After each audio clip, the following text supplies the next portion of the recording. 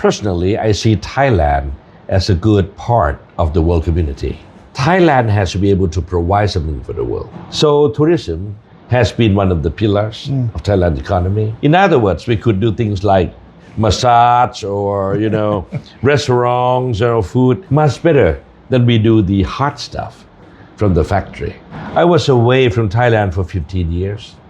And you know what? I came back finding the same rich people still rich, even richer. So we are talking about bridging the income gap. That is the most detrimental problem of all.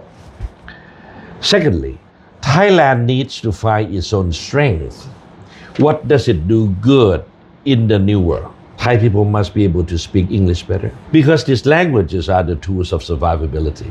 The intentions of Thailand is to have our country not in conflict, not in hot pursuit with anyone, but in the serenity, in the very confident mode that we can really go over some historical disagreements onto what we need in the future. That's how I see Thailand.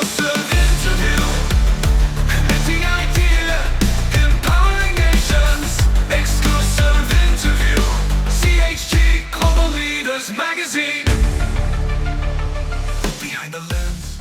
Good afternoon, Mr. Jakrapob Penkair. Today is our great pleasure from the CHG Global Leader Magazine. Before I asking you, maybe can you introduce yourself a little bit about you today? Oh, well, my name is Jakrapob Penkair. I'm a Thai citizen, obviously, and I was a journalist and officer of the Ministry of Foreign Affairs in Thailand before entering my own private media production at the time and eventually in politics. And in the political career, I had been government spokesman of the first Thaksin Shinawatra government. I became deputy chief of staff to the prime minister in the second Thaksin administration. And for the Samak administration, eventually after the coup d'etat in 2006, I became minister of prime minister's office. And then because of the political upheaval, I had to go for the exile for 15 years away from the country and back in the country a year and a half. And now I rejoined the government as advisor to the Prime Minister's Secretary General, which is my current position. Probably we know already about Kun Jakrapob. It's very interesting profile. And then I think the interesting the question I want to raise to you. Okay, as your advisor to the Prime Minister, Secretary General, what is your vision for Thailand role in the regional and the global diplomacy? Very good broad question. Well, personally, I see Thailand as a good part of the world community. We don't consider ourselves ambitious. We want to coexist peacefully and productively with other members of the world community. We don't want to be seen as a troublemaker. We want to be a good part of it, a very serene element to the world community. In achieving that, I believe Thailand has to be economically independent. It has to be able to take care of its own economic welfare. We don't aim to be a super rich country, but we should be able to rid ourselves of the poverty. I believe that economically, people are better off having more choices in life. If the government can provide more choices for the people, then the country's economy is considered better. That's how I see Thailand. And because of the political adjustment that we have to do time and time again, I believe that Thailand has learned from the political situations in the country and try to make a more stable, in politics for Thailand. That's my aim. I think people should be provided by more choices of economic styles. As from as the CHG Global Leader Magazine, from your answer, when you say Thailand economic independently, yes, how your vision on this? You know that today is a geopolitics coming up. Now. It is. Now, it's important point. There are two words to be clear here. One is independent. The other one is interdependent. You're right. I think your magazine's standpoint is very correct. We are in the interdependent world. That is very clear. Not every country produces their own product without, or hardly without, the elements from other countries. We are each other's supply chains, increasingly every day. But why I use the term independent? I use that term so that each country, Thailand included, should be aimed for the ability to take care of themselves. We don't want to be a country with great debts or to become a burden to other countries or the world community. We want Thailand to be dignified, economically viable, doesn't have to be rich, like I said. And in that situation, Thailand would be confident enough to engage in the world of activity as interdependent activities. In other words, we provide the world with the best of ours, and we get the best of the world they can provide to us. So this is what I mean by being independent and then interdependent. I believe that would lead to a better world. How do you see the Thailand balancing the national priority with the global responsibility in the year ahead from now? That is a challenging question. The world keeps changing, and Thailand, as any other countries, sometimes finds it hard to keep up with how fast the world has changed. For example, we have changed from the so-called analog to digital world, that things are faster, things are being more integrated and combined, and we have to deal with the outputs.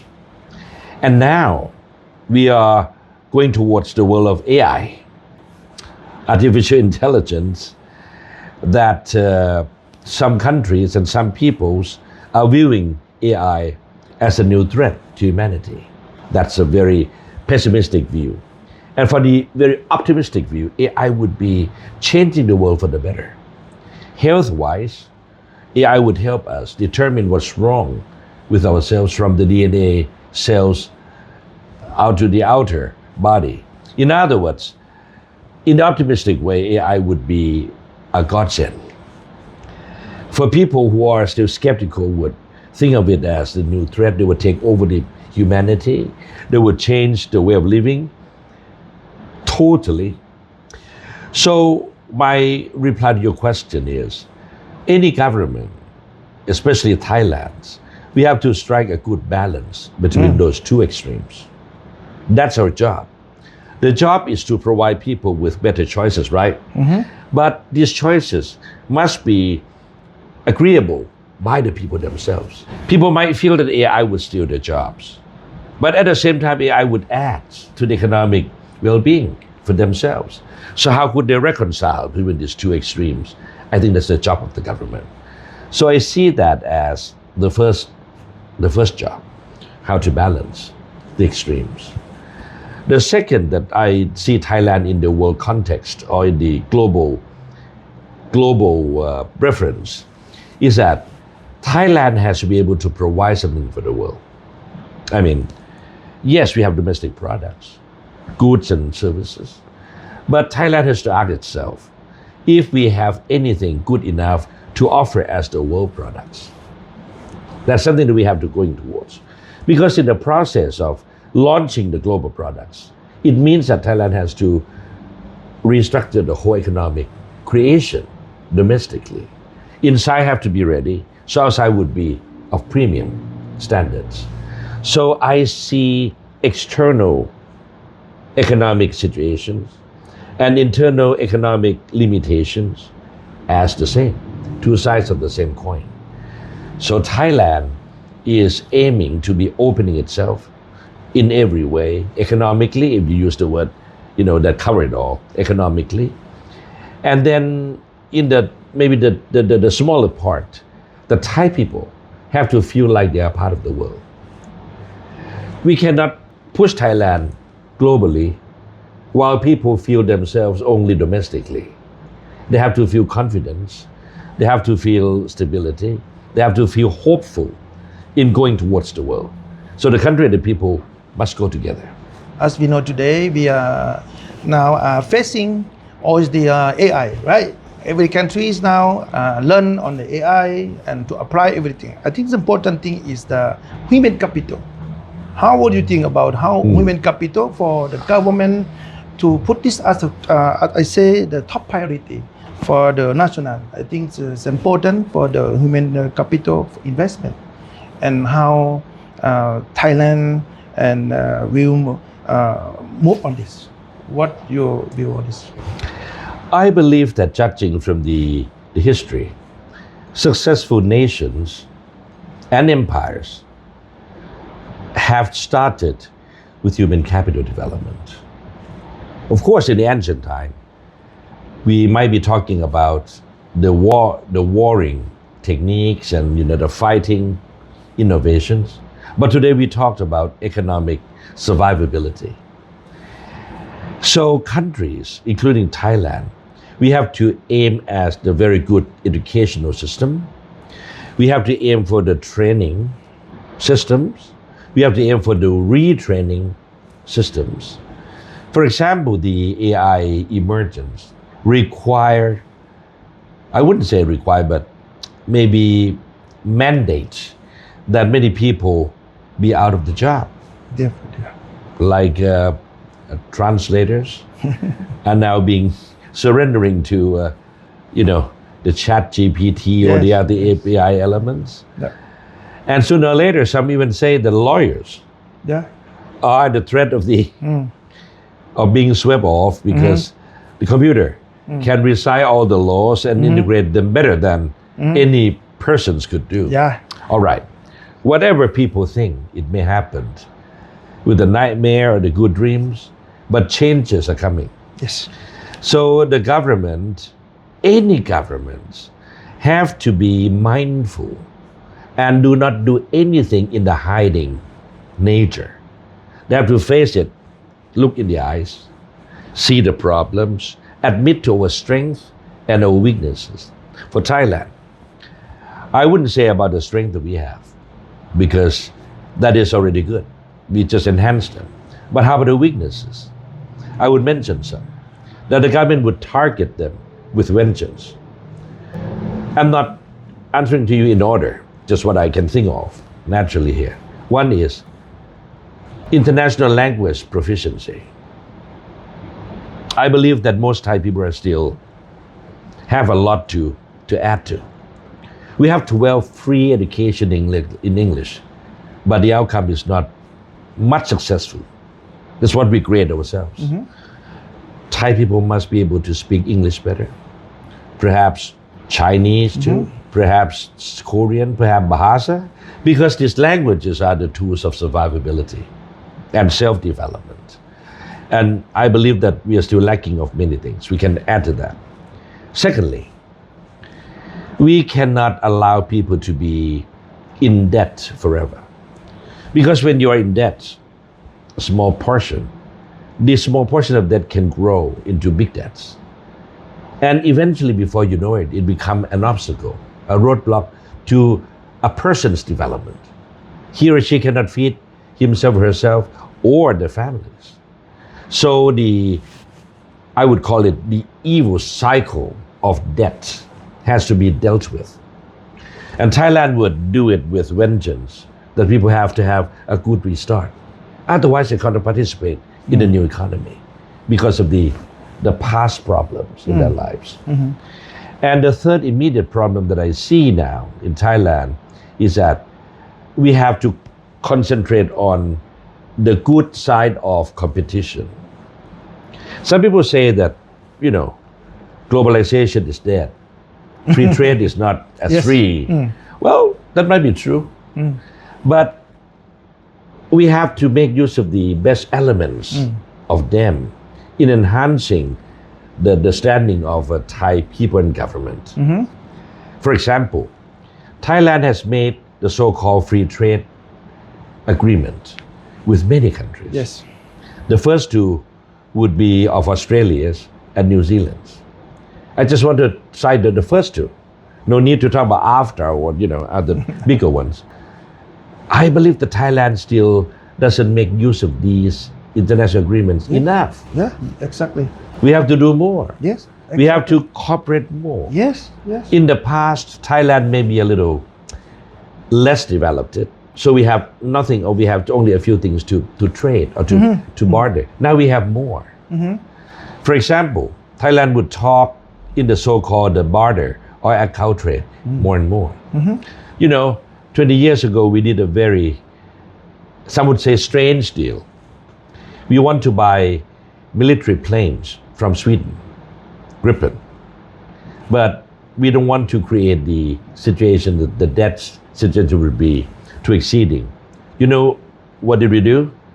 We offer to pay for the planes with the agricultural communities.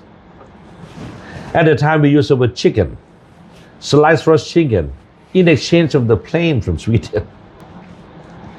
So by doing that, we don't have to spend our hard-earned international currencies. Right. So we would do more of that. Many countries in the world, for example, like I don't want to name the countries, it might be too unfair because it's still not signed yet, but some prominent countries in Africa, in Europe, and even in Arabian Peninsula, you know, including the GCC group. We are starting to talk in the language of account trade more and more because it is the people's welfare that we focus on. It's not the money.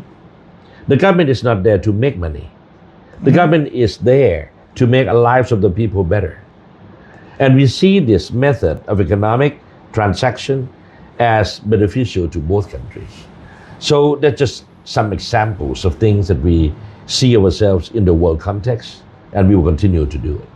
I think the important thing, what I can summarize, I think number one, I want to come to it with your answer and sharing and about, you know, Thailand have been signed many agreements, right? I am fully agree, you know, that we are not, I think we can see that I think we should come back to review, you know, for the regional actually, right. You know, instead of go to the globally, you know. So maybe regional is more beneficially. Yes. For example, Thailand have been ASEAN free trade area with AFTA, but I also study about the AFTA, very good actually, but we are not yet used enough, you know.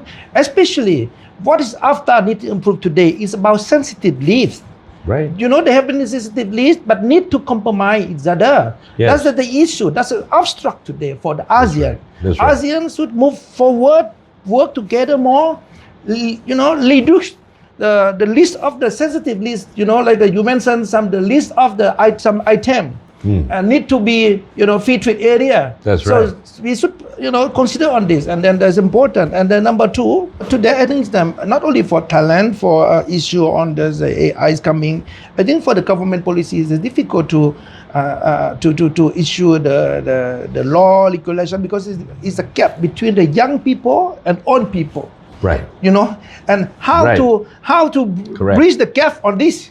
In terms of the, you know, implement the law regulation, Right, everything. right. This is a big challenge. So Right. not only for this, but what just we are talking about the human capital also. So this is could be what we asking you now could be the you know, first priority also. You know, that's important. What I can say, I mean, it's not only for Thailand, but from whole country around the That's world. right. For That's example, China, they have already AI That's in right. school, for example, you know. Yes. So, but we have the gap. Every country have the gap on this between the old people and young people. And number three, I want to ask you also, what are the most passing the, you know, governance, the challenge Thailand based on the today, and how is the government addressing them now? Well, that requires some answers, but I'll try to be as brief as possible. I think one of the main challenges that is facing Thailand is the gap of income, the disparity of income distribution in Thailand. I was away from Thailand for 15 years, and you know what? I came back finding the same rich people still rich, even richer. So, in other words, the capital groups of Thailand have not changed that much. Of course, the government doesn't look to destroy or undo what the successful businesses have accomplished. That's good for the country as well.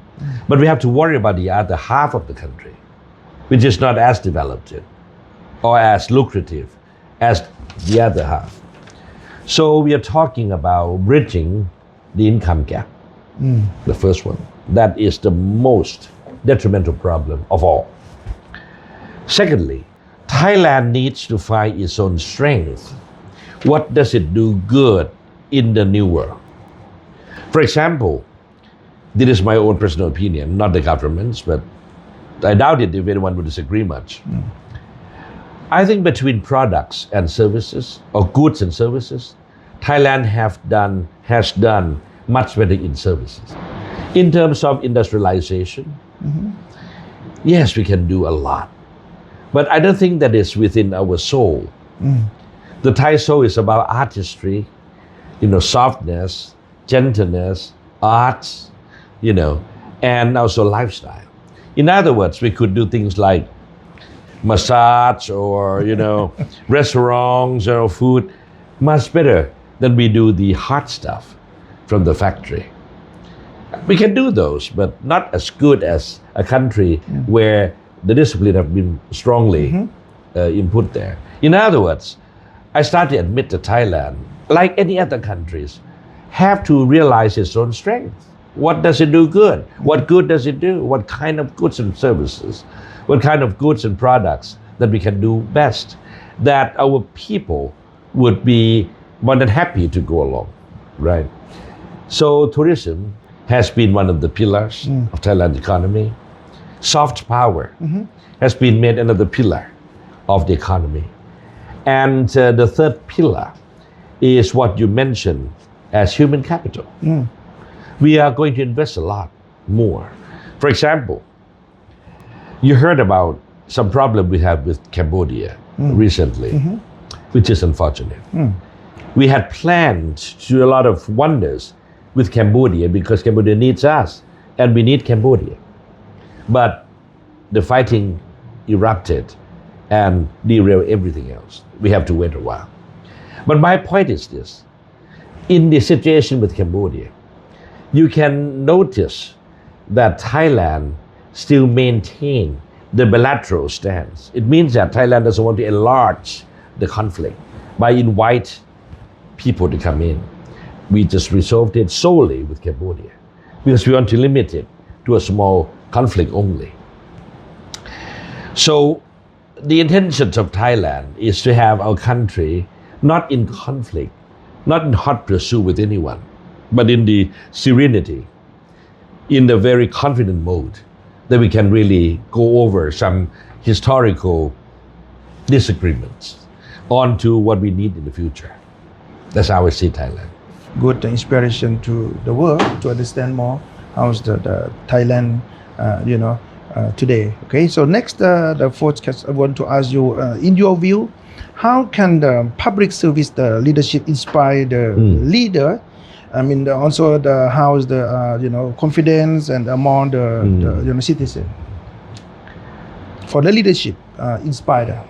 Well, a former prime minister of Thailand once taught me, if you want to lead anybody, follow them well. The point is, we cannot realize ourselves being so powerful or legally entitled. We have to see people as one same family as ours. I would go a little further in saying that good leaders must have compassion to begin with, even before talents. Yes. Even before powers. Leaders have to have compassion. Compassion is the feeling of sympathy with other people, with the plight, with the problems.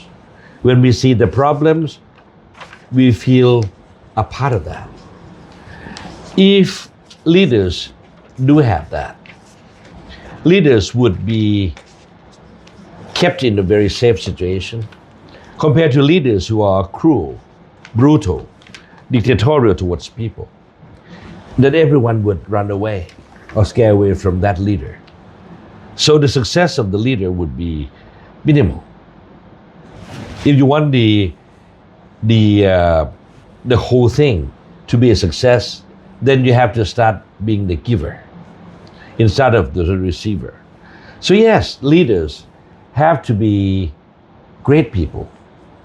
I mean, good ones. We have all kinds of leaders, as anybody would have. But the good ones consist of people who are strong enough to resist their own needs and go for other people's needs. And at the same time can reconcile between the needs of each group of the people and strike a balance. If anyone can do that one would be a great leader for sure. Perfect. Very good answer. I mean, as the Kun Jakrapob inspire on this the leadership, I think the important.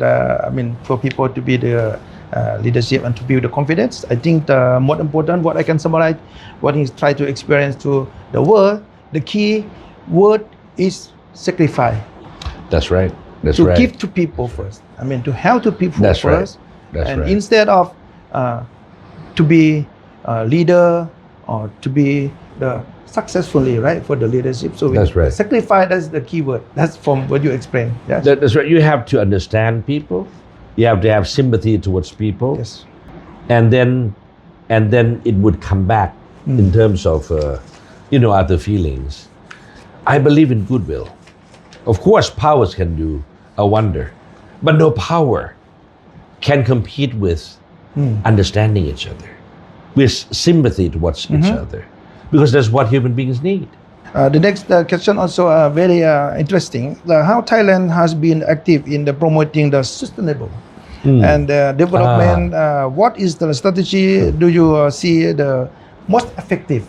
As today, all the world, we are not talking about the business profit as a top priority today. Today, we are talking the sustainable as a top priority first, because all the business and all the country around the world, we need to speak the same language. Right. What I can say language? It's language for green and sustainable innovation today. For health. For health. We have to speak the same language on exactly. that. Exactly. Yeah. Now, because in the past, many countries focus on the GDP and or the number GDP only today. Now, country development, what is the strategic development or economic, the sustainable development? That's the key point. So if you can see what is yes. I like your word sustainability. I think that is the word that we have to achieve. We don't want to be successful for a short stint and become a failure. Or we have to pay so much for the cost of that short-term success. We want to be long-term and sustainable. I believe you have to start with the agenda of moderation. You have to know what people really need and what they want. In need and in want, they're two different things. I believe that in order to strike at a balance, we have to start using the less of our wants, but the more of our need. Because the need is the way that we conserve the energy of the world by having people obtaining the resources they need in life, but at the same time not too much. Then you take a place of other person. I think the sustainability, I think it's important to whole the country around the world. Yes. And then I think it's important for whole country to adapt and adjust. And this is the urgent action actually. Perfect. This is very good inspiration to us to learn and to be the leadership and responsibility. And we have to be aware of all this kind of mindset. For Thank today. you. Thank you very much. And I hope that CHG would be a great success. Yes. And become a vehicle for Asia to be integrated as one of the best parts of the world. Thank you very much. I also learned from you today is about leadership have to sacrifice and then to build the confidence of people.